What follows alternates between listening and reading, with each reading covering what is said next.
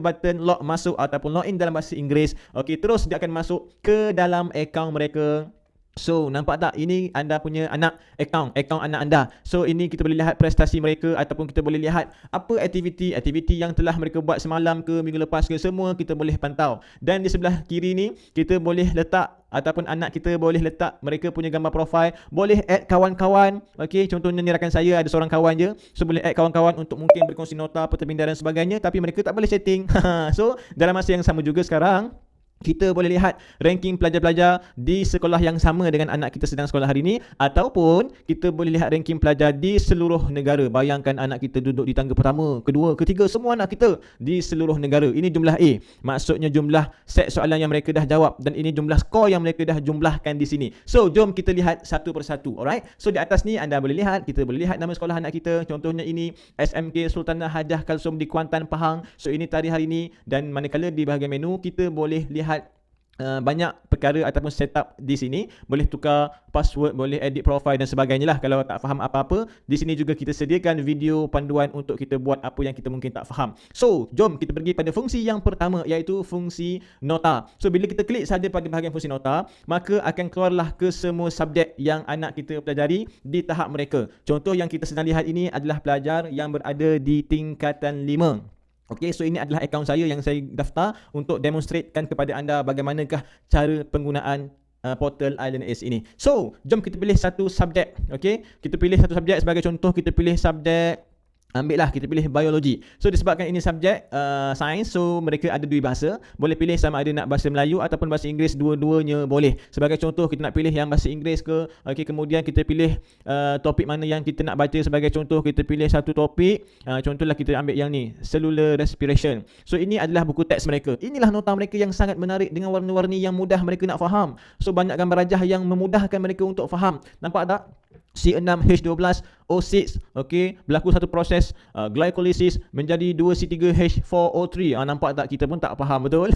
So, ini adalah mereka punya nota, dan di sebelah kanan ini ada banyak fungsi. Antaranya kita ada sticky note, boleh drag saja nota-nota tambahan yang dia nak buat. Nak pilih apa warna pun tak kisah, nak letak di belah kanan ke belah kiri ke pun tak kisah juga. Alright. So, kalau kata mereka nak buat nota ringkasan, mungkin letak kat sini contoh nota saya. Okey, so di sini mungkin letakkan sebagai satu ringkasan daripada nota yang sedia ada. Contohnya kita ada types of cellular respiration. Okey. Okey, cellular. Ini contoh lah ya, kita buat contoh. So, kita boleh ringkaskan nota yang sedia ada. Kalau mereka dah log out, log in, mereka akan tetap boleh lihat nota ini, melainkan mereka delete semula. So, nota ini akan hilang. Dalam masa yang sama juga tuan-tuan dan puan-puan semua, kita juga sediakan kuis kilat di sini. Tekan saja kuis kilat, maka akan keluarlah soalan yang akan keluar. Cuma soalan yang keluar ini adalah berdasarkan soalan-soalan ataupun berdasarkan topik-topik yang mereka sedang baca sahaja. Okey, kalau mereka masih lagi salah, dia akan beritahu mana jawapan yang betul. So, mudah untuk anak kita faham on the spot. Sebab apa? Sebab kadang-kadang kita tengok anak kita belajar lama, membaca lama, ulang kaji pun lama, tetapi bila keluar keputusan masih lagi tak skor. Sebab kita tak biasakan mereka dengan belajar, input learning masuk ke dalam minda mereka dan keluarkan semula dengan proses output learning. Alright.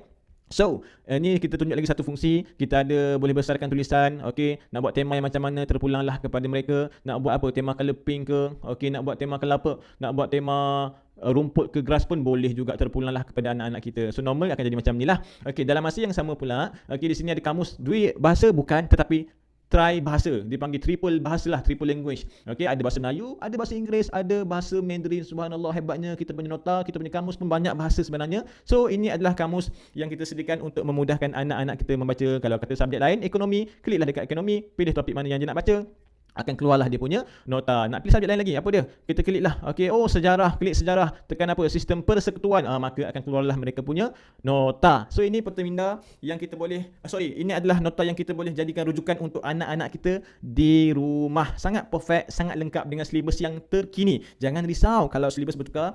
Dalam ini akan ditukar secara on the spot, sebab pihak pembina platform ini adalah antara panel kepada Kementerian Pelajaran Malaysia, dan mereka akan dapat tahu perubahan lebih kurang 6 bulan ke setahun lebih awal. Okey, so ini kita punya nota. Kita pergi pada fungsi yang seterusnya. Okey, peta minda yang mana ada beberapa bahagian. Contoh yang pertama, peta minda yang dia nak buat sendiri. Tekan peta minda saya. Kemudian bila kita tekan sahaja peta minda saya ataupun kita boleh pilih peta minda kawan-kawan kita punya. Okey, tak kisah. Okey, kalau hari ini kita masih belum ada peta minda, kita boleh buat peta minda baru. Klik tambah baharu. Kemudian pilih mana bentuk yang kita nak buat. Kemudian kita boleh set up lah peta minda, nak buat saiz macam mana, nak buat warna apa, semuanya dekat sini. Okey, nak type tajuk, type saja di sini. Mereka akan terus keluar mereka punya topik. Sebagai contohlah, saya, ni saya buat contoh pada anda. Okey, saya. So nampak tak tajuk kat sini. So pecahan lagi kat bawah ni, okey, mereka boleh buat. Sebagai contoh, kita ada jenis sel. Ini jenis pertama, ini jenis kedua. Terpulanglah kepada anak-anak kita untuk mereka buat. Okey. So ini peta minda untuk mereka buat sendiri ataupun mereka masih belum tahu nak buat macam mana, baru pakai LMS mungkin sehari, mungkin 2 hari, boleh tengok peta minda kawan-kawan rupanya. So ini peta minda yang kawan-kawan kita punya. Tengok mana bintang yang banyak. Tengok kita punya pun cakap pun dah tersasul-sasul. Banyak sangat benda yang best. Okey. So ini dia hydrocarbon. Kita klik buka kat sini. Nampak tak? Ini dia peta minda yang kawan kita punya. Siap ada video lagi. Ingatkan peta minda ada tulisan je, ada gambar je. Okey, tengok ada video.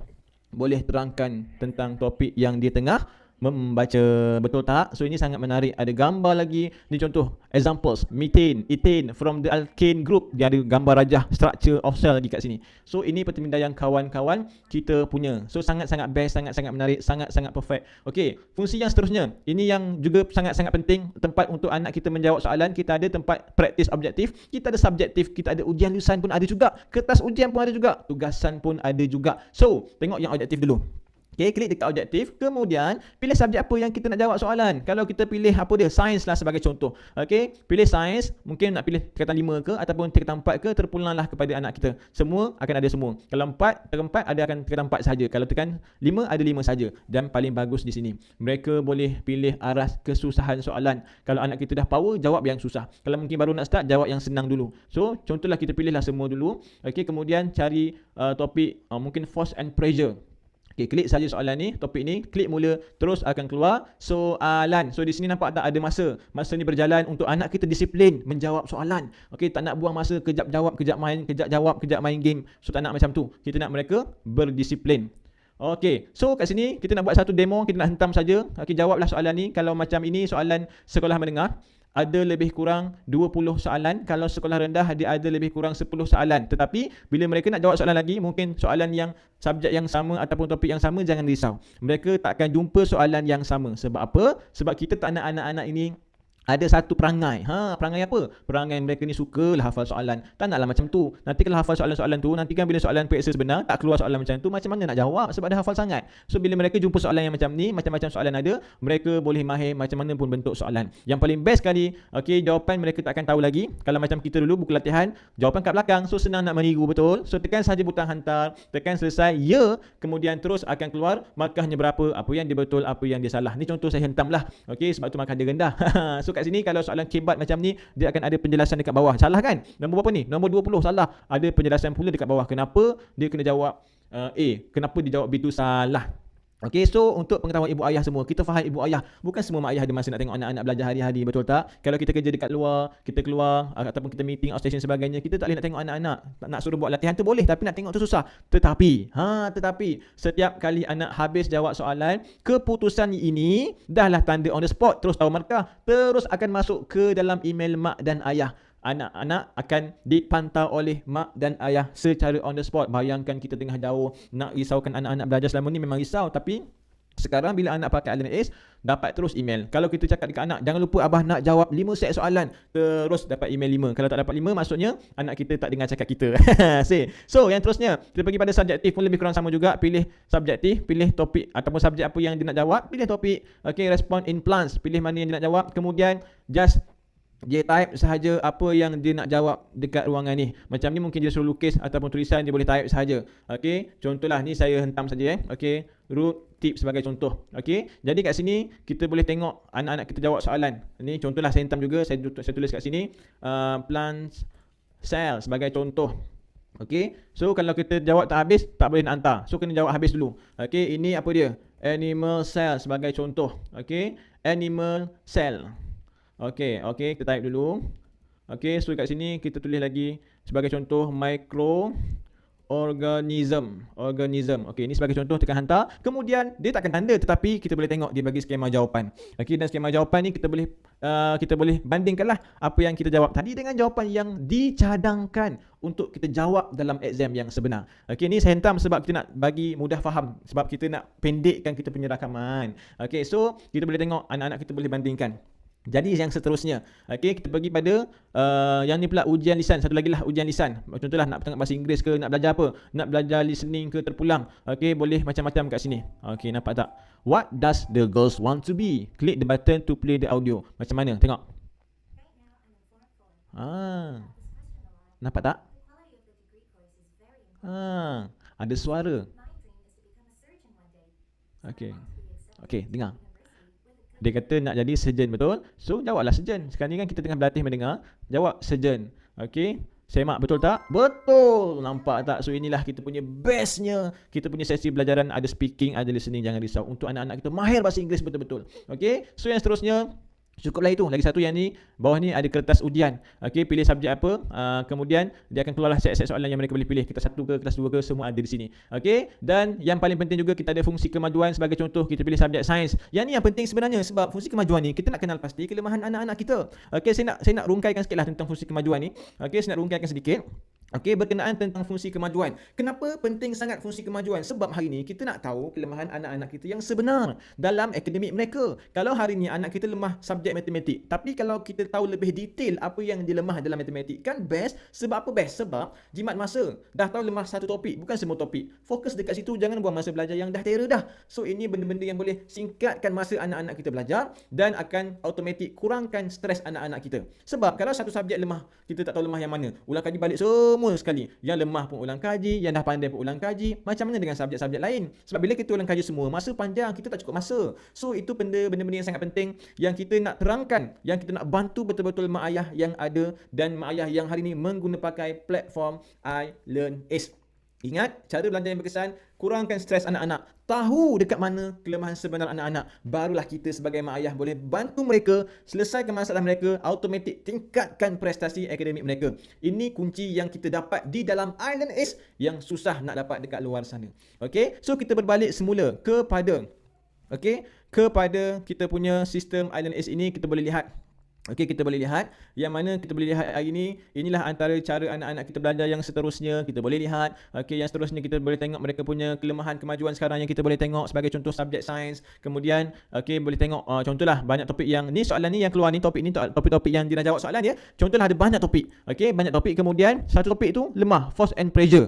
So kita fokus dekat sini. Contohlah yang lain-lain. Ada momentum, maka ada 100. Contohlah ya, tajuk apa-apa pun semua dapat A, dapat B pun okeylah. Tapi yang ni yang betul-betul lemah, 15% saja. So ini yang kita nak kena selesaikan. Alright. So inilah benda yang sangat membantu kita dan anak-anak. Bila kita tahu kelemahan sebenar, kita boleh bantu mereka untuk selesaikan masalah akademik mereka.